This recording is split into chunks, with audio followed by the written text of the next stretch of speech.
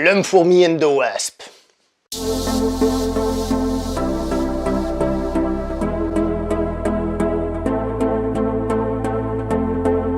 Bonjour à tous et bienvenue pour cette nouvelle critique en post-projection. Il va être question dans cette vidéo du très attendu, comme tous les films du MCU d'une certaine manière, Ant-Man and the Wasp, Ant-Man et la guêpe en français. Réalisé par Peyton Reed, qui a déjà réalisé le premier Ant-Man, même s'il y avait aussi des petits restes d'Edgar Wright dans le premier Ant-Man. Et il a aussi réalisé le film Yes Man avec Jim Carrey, qui est un film que j'aime bien. C'est pas le film du siècle, mais c'est un film un peu de développement personnel, on va dire, qui est capable de vous redonner la patate parfois quand ça va pas, et donc ça j'aime bien. Dans le rôle principal, nous avons Paul Rudd, qui était dans le premier Ant-Man, qui a aussi fait le film I Love You Man, qui est un film que moi j'avais trouvé sympa, mais qui paraît qu'aux États-Unis a carrément été très apprécié, et a relancé une certaine mode pour une certaine forme de comédie. Alors, je suis assez surpris de cette news, mais il paraît que c'est en effet ce qu'a fait le film aux États-Unis. Et les plus âgés d'une certaine manière, on va dire ceux d'âge moyen, ceux qui sont plus aussi jeunes qu'ils le voudraient, se rappellent de lui dans le célèbre sitcom Friends, puisque si je dis pas de bêtises, il fait celui qui épouse le personnage de Phoebe. Enfin, il est avec Phoebe, mais je crois que c'est celui qui se marie avec elle à la fin. Voilà. Nous avons aussi dans le rôle Evangeline, je sais pas du tout comment on doit le dire, Lily, que nous avons pu voir dans le premier... Bon, j'arrête avec les trucs comme ça, que nous avons pu voir dans la trilogie du Hobbit, par exemple. Nous avons monsieur Michael Peña, qui fait ici un rôle de sidekick comique, et comme il fait un rôle de sidekick comique, je vais vous dire qu'il a aussi été dans My Little Pony. Voilà. Et nous avons aussi monsieur Walton Goggins qui fait les méchants, puisqu'il a une tête des méchants, et qui avait déjà fait par exemple le méchant dans le dernier Tomb Raider. Au niveau des guests, pas tout à fait des guests, mais on va dire leur statut leur donne presque ce statut-là, nous avons Michelle Pfeiffer, et nous avons un certain Michael Douglas, j'ai pas besoin de vous parler d'eux, Michael Douglas ayant un rôle quand même important dans le film. Le premier Ant-Man est un film que j'avais apprécié, c'est-à-dire il était rigolo, on passait un bon petit moment, mais c'est pas mon préféré du MCU. En plus, ces derniers temps, le MCU, j'ai trouvé qu'ils ont essayé d'apporter quelque chose en plus. Je disais qu'ils avaient mis des petites épices, un peu dans leur recette classique, avec des films comme Black Panther ou encore Infinity War, où ils avaient vraiment essayé de rajouter des petits trucs et un peu plus de force. Là, ici, on retombe un peu sur les bases, non pas simplement du MCU classique, mais carrément de Ant-Man en lui-même, donc la note que je vais lui donner va être un sympathique, tout de même, un peu sympathique. 6 sur 10. Alors déjà, bravo et félicitations à ceux qui se sont occupés de la traduction, Ant-Man et la guêpe. Une partie en anglais et une partie en français, hein. Mélange de la langue de Shakespeare et de la langue de Molière, on va dire que c'est la langue de Shakespeare, hein, c'est vachement beau, d'accord. Je sais pas, Ant-Man, bon, l'Homme-Fourmi, on est d'accord que c'est assez moche, mais vous vouliez pas laisser le titre anglais du coup, Ant-Man and the Wasp, ça passait pas mieux que Ant-Man et la guêpe? Puis comme ça, le personnage d'Evangeline Lily, bah ça devient The Wasp, c'est un peu plus stylé que la guêpe. Ou alors vous voulez dire l'Homme-Fourmi? Enfin bref, il y a des raisons à cela, mais il faut dire ce qu'il y a, c'est pas une traduction super smart. Et puisque nous sommes dans le titre, précisons tout de suite que nous sommes vraiment dans un film Ant-Man. Le film s'appelle Ant-Man et la guêpe, nous sommes vraiment dans un film de Ant-Man, c'est lui le personnage principal, c'est lui le héros, mais il y a en effet et la guêpe, and the Wasp. Et il faut dire ce qui est, la guêpe, The Wasp, a tendance parfois à piquer la vedette au personnage principal, et c'est voulu, je vous explique pourquoi, parce qu'en fait ils ont essayé de nous faire un plan à la Wonder Woman. Alors c'est pas aussi poussé que dans Wonder Woman il y avait toute une histoire comme quoi c'était le premier film avec une héroïne, un truc comme ça. Alors je sais pas exactement d'où est sortie cette rumeur, mais c'était une ânerie, parce que c'est faux d'un point de vue cinéma global, c'est faux d'un point de vue film de super-héros, par exemple Supergirl, qui n'était pas un film folichon, mais qui est quand même un film avec une super-héroïne féminine, hein, qui a le rôle principal, etc. etc. Donc c'était complètement de l'arnaque. C'était plus, je dirais, pour dire, le premier film de l'ère moderne, du DCU, du MCU, de ces deux trucs-là en même temps, dans lequel on mettait un personnage féminin. Là, ici, ils ont essayé de nous refaire le même coup, donc comme je vous ai dit, en mettant un personnage féminin, en mettant son nom dans le titre. D'ailleurs, je vais vous lire ce qu'a dit le réalisateur, ce sera plus simple. Je pense parler au nom de tous en disant qu'il était grand temps d'intégrer une super-héroïne au MCU, c'est la raison pour laquelle nous avons choisi d'intituler le film Ant-Man et la guêpe. Petite parenthèse, nous avons donc dans ce film la guêpe qui se greffe ou non Ant-Man et qui a une présence, et comme on l'a vu, c'est fait exprès, il faut mettre une héroïne en avant. Nous savons qu'il y a Captain Marvel qui est en préparation, et nous savons aussi qu'on est en train de discuter pour faire un film sur Black Widow. Donc, ce qui est sûr, c'est que si Marvel a eu un train de retard sur DC cette fois-ci, eh ben, Marvel est en train aussi de féminiser son univers afin de coller à cette nouvelle mode, on va le dire comme ça. Alors, que les choses soient claires, la guéguerre pour dire qui a fait les choses en premier entre DC et Marvel, là je parle cinéma, en règle générale, il faut dire les choses comme elles sont, Marvel a eu de l'avance, et DC est vachement à la traîne, mais DC a eu la chance de jouer cette carte-là, et que ça a fonctionné. Je ne parle pas de comics, évidemment. Bref, revenons au film. Alors j'avais entendu dire, avant de voir ce film, qu'il risquait de se passer une partie avant Infinity War et une partie après ou pendant, on va dire, Infinity War. Je tiens à vous dire que c'est pas le cas, faut pas compter là-dessus.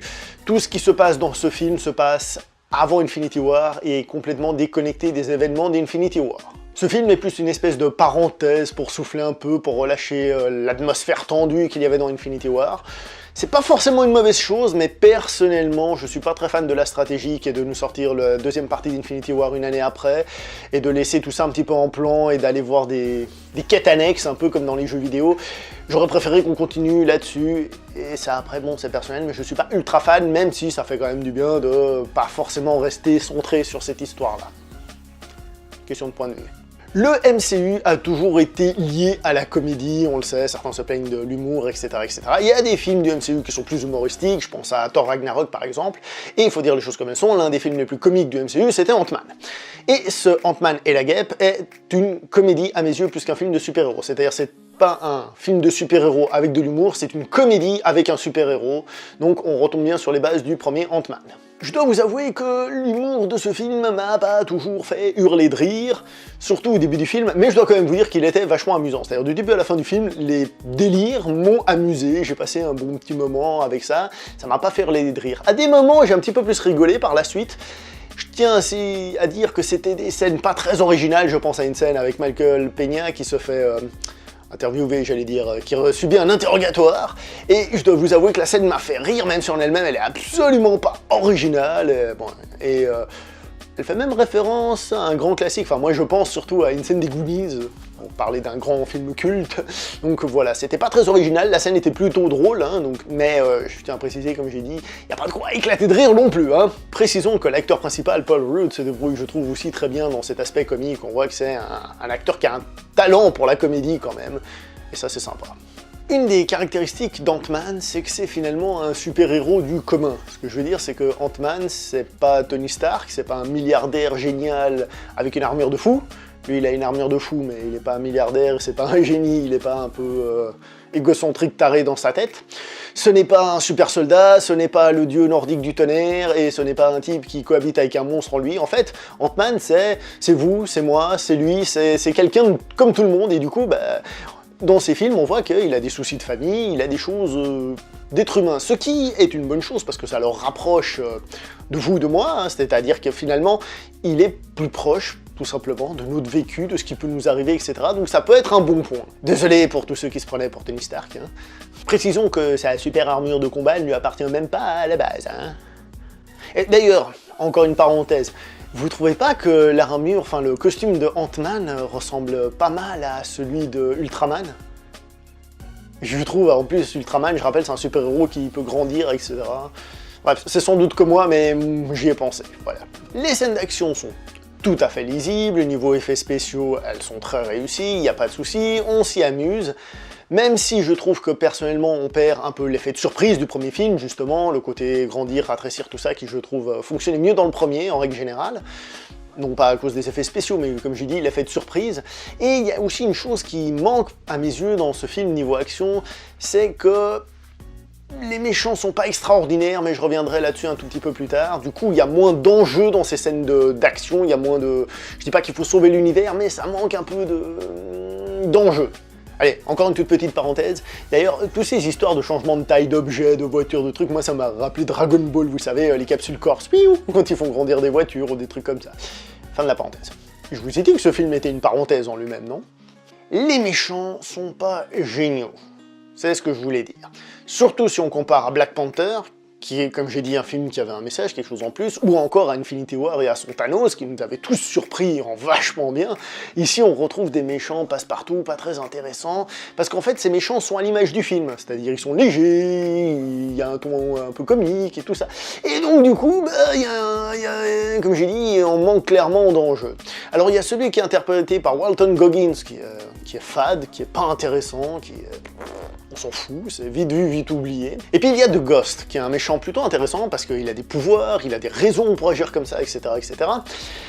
Mais en fait, il est pas très méchant, et je le trouve un peu faiblichon, niveau opposition. Je trouve qu'on n'a pas l'impression d'avoir un danger trop fort, trop grand, ce qui fait que c'est un film qui est du coup plutôt inoffensif pour ses personnages. Donc comme je disais, ça manque au niveau des méchants, ça manque au niveau de l'opposition, ça manque au niveau de l'épique. Alors, tant mieux si les méchants veulent pas tous conquérir la Terre, pour être les maîtres du monde, mais le film n'arrive pas à donner de l'enjeu, une certaine puissance à cette opposition gentil-méchant. Donc pour résumer mon avis sur le film, donne-moi la suite d'Infinity War au lieu de me donner ce truc-là.